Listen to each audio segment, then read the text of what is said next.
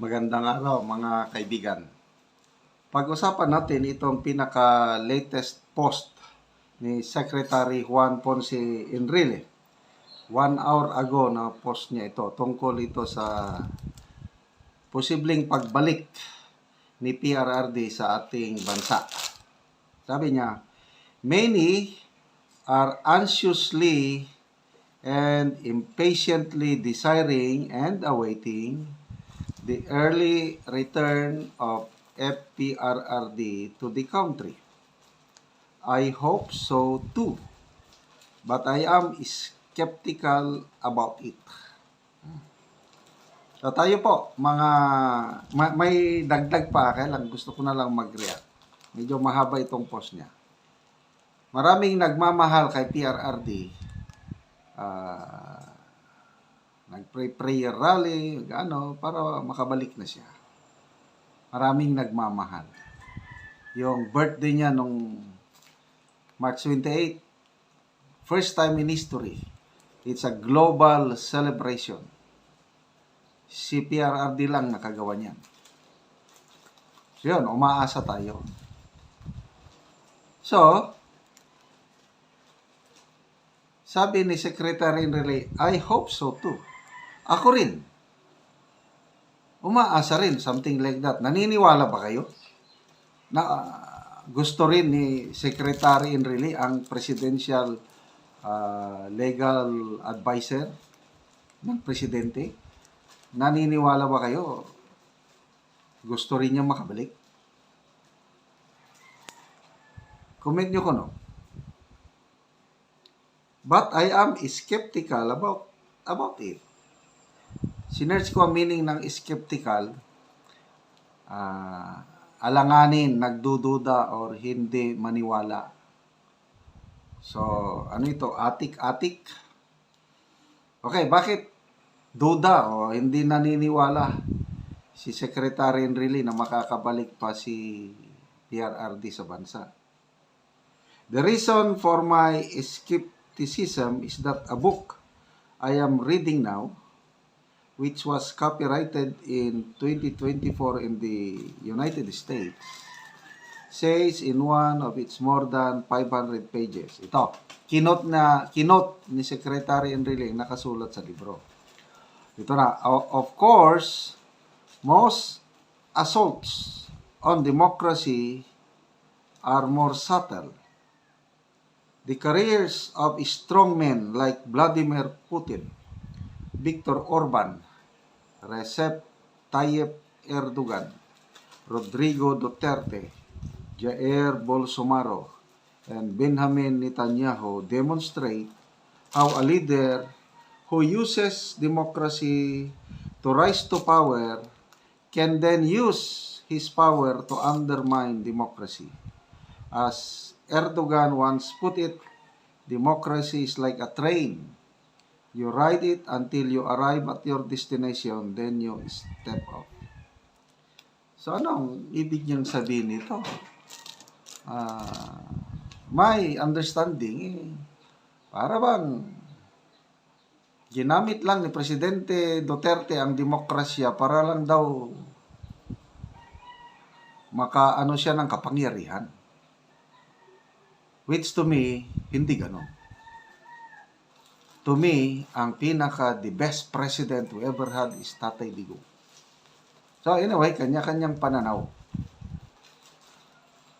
Kung ano yung ginawa niya nung siya pang nakaupo, lalo na sa war on drugs, ginawa niya yun dahil yun ang nararapat. And it will go down on history. Ako, sa aking mga anak, mga apo, pamilya, ipapasa ko.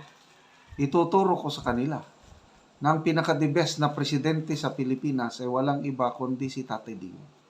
Yun ang aking ipapasa. So, ang Marcos Jr. naman, kabaliktaran. So,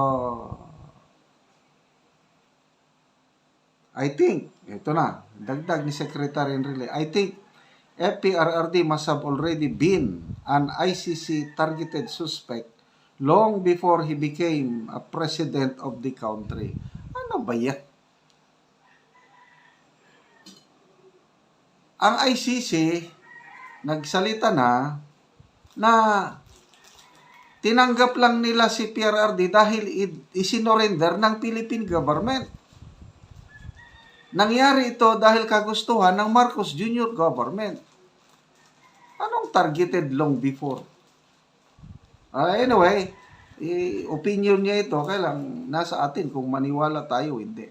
Ako, I disagree. Yung sabi niya na, I think FPRRD must have already been an ICC targeted suspect long before he became a president of the country. No way. My wonder is why his lawyers seem not to have considered that contingency and prepared the legal defense for him. It is something to ponder about. Now, his rabid supporters and strongly committed and loyal admirers are clawing for support to extricate him for his legal predicament.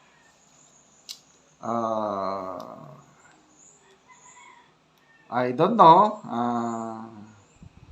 kung dapat pa ba nating paniwalaan si Secretary Enrile. Basta, kagaya yung pakisawsaw na naman niya sa Zero Remittance Week ng mga OFWs. Di binatikos siya doon na lumalabas para siyang tinatakot niya, trinitreaten niya yung mga OFWs dahil baka daw tanggalan sila ng tax privileges.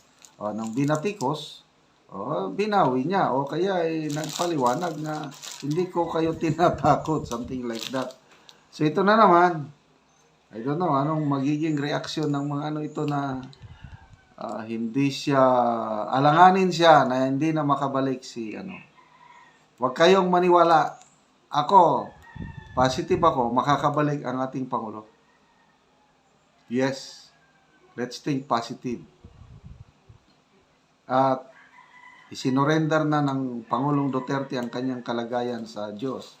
Tayo rin, gano'n na lang. Kaya lang, huwag tayong maging negative. Huwag tayong maniwala na hindi na siya makakabalik. Makakabalik pa siya. Okay? So, magbasa tayo sa mga ilang mga comments.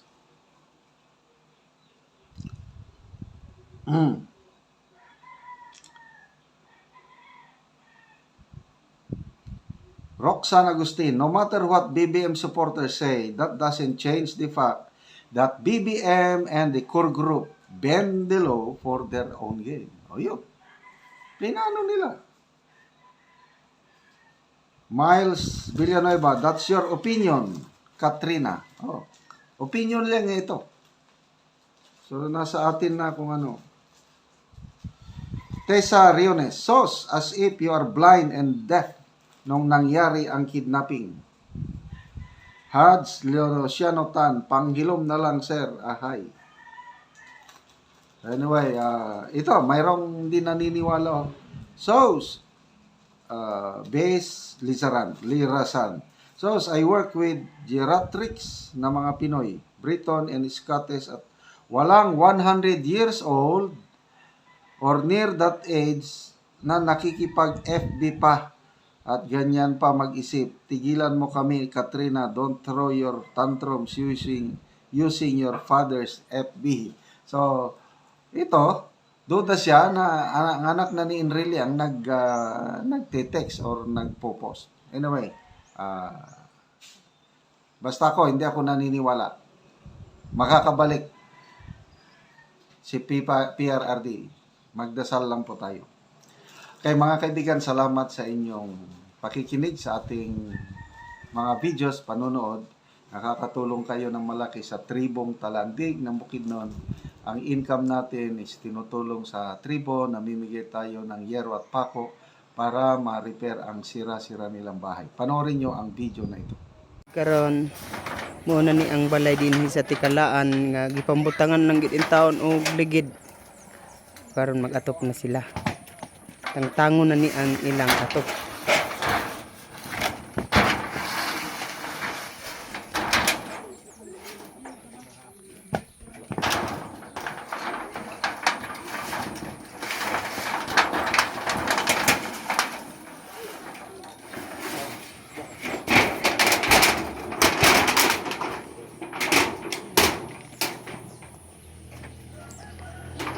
Muna ni ang forma sa natagaan na mugero nga ilang balay. Gikuan lang og mga kahoy. Tukuran lang dito sa ubos para nga dili matumba. So katumbaon na gyud siya. Karon magtangtang na sila o atop kailan na ning pulihan o na pod ready na pod ang ilang mga kahoy. Ilan na nang ipatindog.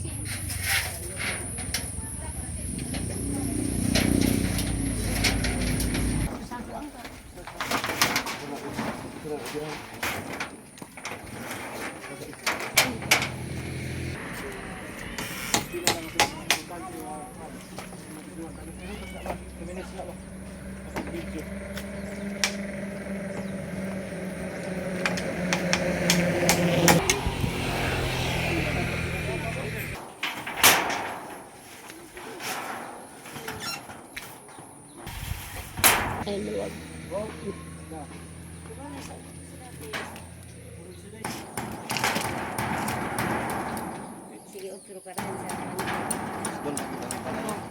Diya ka na, baling ka na sa dayon. Ibabaw mo. O karon ante unsa ang imong maistorya nga karon bago nang inyong atop oh? Salamat kayo sa Ginoo nga gihatagan mi niya og grasya nga nakatok jud mi. Oo. Og salamat sa gatanaw sa amo sa gabidyo. Oo. Og salamat sad sa sa uban nga hatag kanamo sa Ginoo gyud nga karon nga nakaatop na kami og salamat sad sa nga manghinaot pa mga mauban pa mga naapay ga kinahanglan nga amo mga kauban nga napay maayong hinabangan. Daghan pa ang nagkinahanglan ante og tabang. Kinahanglan sa tabang karon. So karon ante muna ni ang inyong atop. So maayo na dili na sama adtong inyong atop nga tulo. So karon salamat pod kayo ante og nagpasalamat sila sa Ginoo og sa nagatan-aw sa videos nga unta daw magpadayon ang inyong tabang kay tan-awa silang ante dili na sila matuluan og God bless.